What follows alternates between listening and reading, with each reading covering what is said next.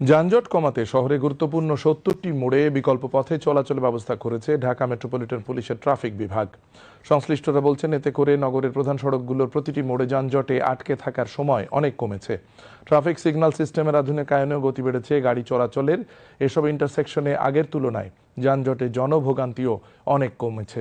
বিস্তারিত রিপোর্ট।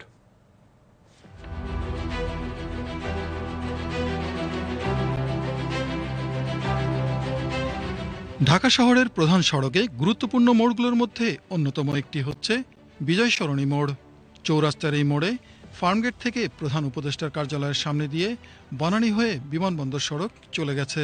এই পথে প্রতিদিন যানবাহনের চাপে সকাল থেকে রাত পর্যন্ত থাকে তীব্র যানজট। এই যানজটে জনদুর্ভোগের পাশাপাশি নষ্ট হচ্ছে কর্মঘণ্টা। তবে যানজটের এই জনদুর্ভোগ কমাতে ঢাকা মেট্রোপলিটন পুলিশের ট্রাফিক বিভাগ অত্যাধুনিক ট্রাফিক সিগন্যাল সিস্টেম এবং বিকল্প পথে চলাচলের ব্যবস্থা করায় স্বস্তিতে নগরবাসী।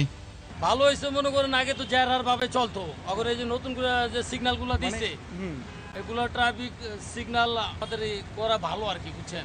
আগে তো একজনে মানতো না, দৌড়া যাইতো। এখন এটা মনে করণে আমাদের ভালো হয়েছে, এবং এক সিগন্যাল ক্লিয়ার হইলে আরেক সিগন্যাল ছাড়বো, আরেক সিগন্যাল ক্লিয়ার হলে আরেকটা হইব, এটাতে আমাদের ভালো হয়েছে। হ্যাঁ, এটা অবশ্যই হচ্ছে পরিবর্তন আসছে এবং খুবই ভালো একটা সিস্টেম, বাট এটা প্রত্যেকটা সিগনালে থাকা উচিত।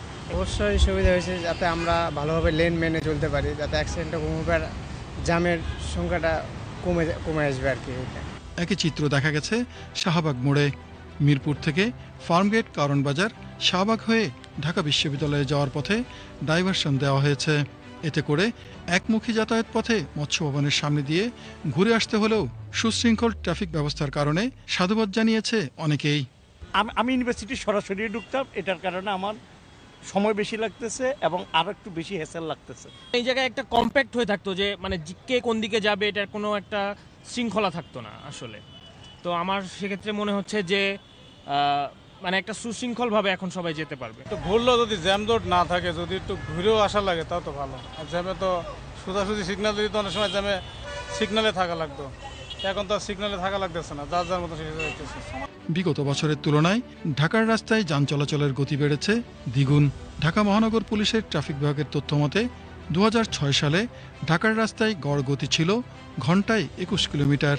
অন্তর্বর্তী সরকারের দায়িত্ব গ্রহণের পর ২০২৪ সালে ৫ কিলোমিটারে নেমে আসে, যা চলতি বছরে সেই গতি বেড়ে হয়েছে ১০ কিলোমিটার।